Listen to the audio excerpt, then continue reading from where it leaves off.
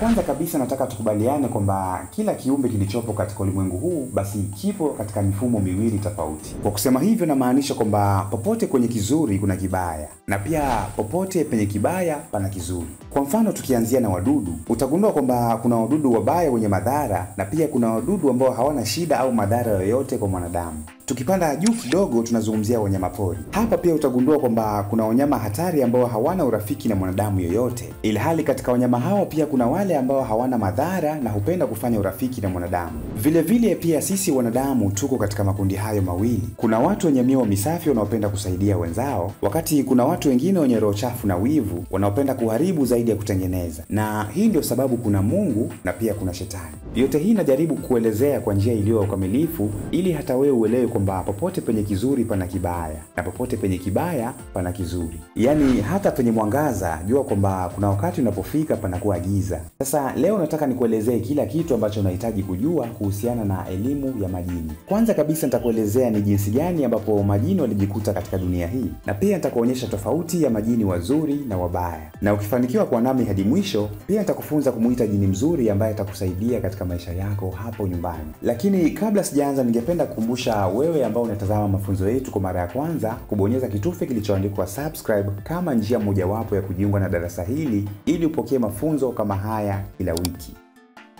Asante. Majini ni viumbe ambao walikuwepo tangia kitambo. Yaani hawa walikuwepo tangia Mungu hajaamua kumuumba mwanadamu. Ukisoma vitabu vingi vyenye elimu ya majini, utagundua kwamba hili ni kundi la kwanza la malaika walioumbwa na Mwenyezi Mungu. Halafu tatizo likatokea wakati Mungu alipoamua kuumba malaika wengine na kuwapatia mamlaka zaidi ya wale waliokuwepo hapo mwanzo. Ikumbukwe kwamba kufikia hapa hawa wote bado ni malaika, maana hatumjui jini ni yupi kati yao. Makundi haya mawili ya malaika yakawa na mtafaruku kutokana na wivu wa madaraka. Sasa mtu anaweza kunishangaa na kauli hii ninaposema kwamba malaika walikuwa na wivu, lakini pia tukumbuke kwamba katika maandiko matakatifu kuna kifungu ambacho Mungu anasema, mimi ni Mungu mwenye wivu. Sasa endapo Mwenyezi Mungu atakuwa ni Mungu mwenye wivu, tutarajie nini kwa malaika wake au sisi wanadamu ambao ametuumba yeye mwenyewe? Ila turudi kwenye elimu ya majini, maana historia na mizizi ya dini ni somo ambalo tutalizungumzia wakati mwingine. Kwa sababu ya mtafaruku uliokuwepo kati ya makundi haya mawili ya malaika, Mwenyezi Mungu aliona itakuwa ni vyema endapo atarusha kundi la kwanza hapa duniani, maana hao ndio malaika waliokuwa na wivu. Lakini kundi la pili la malaika walioumbwa baadaye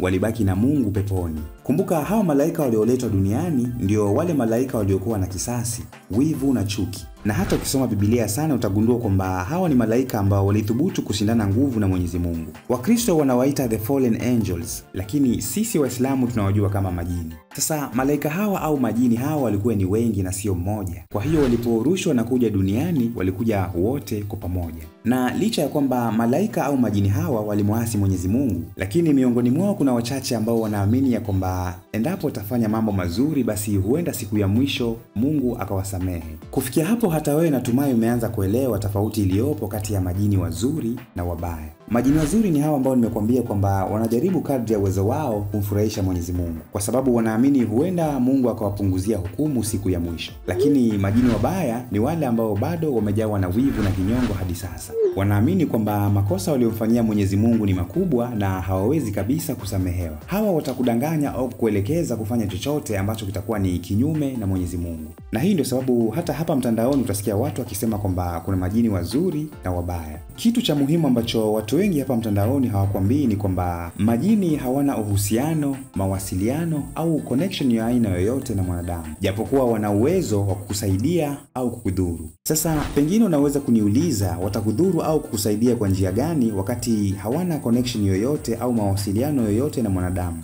Tukumbuke kwamba majini ni viumbe ambao wapo katika mfumo wa nafsi. Katika lugha ya Kiingereza tunasema spirits. Miili yetu sisi wanadamu imeumbwa na Mwenyezi Mungu kwa kutumia nyama na damu. Lakini tunapofariki tunageuka na kuingia katika mfumo wa nafsi au roho.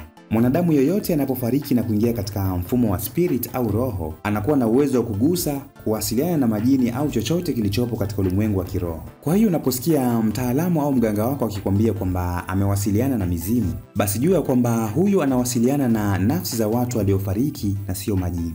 Natumai sote tumewahi kupoteza mtu au watu katika familia zetu. Sasa nafsi za watu hawa waliofariki ndizo zinazotusaidia sisi kama wanadamu. Kwa hiyo matatizo au misukosuko kimaisha unayopitia kwenye familia familia yako itategemea ni watu wa aina gani ambao mliwahi kuwapoteza katika familia hiyo.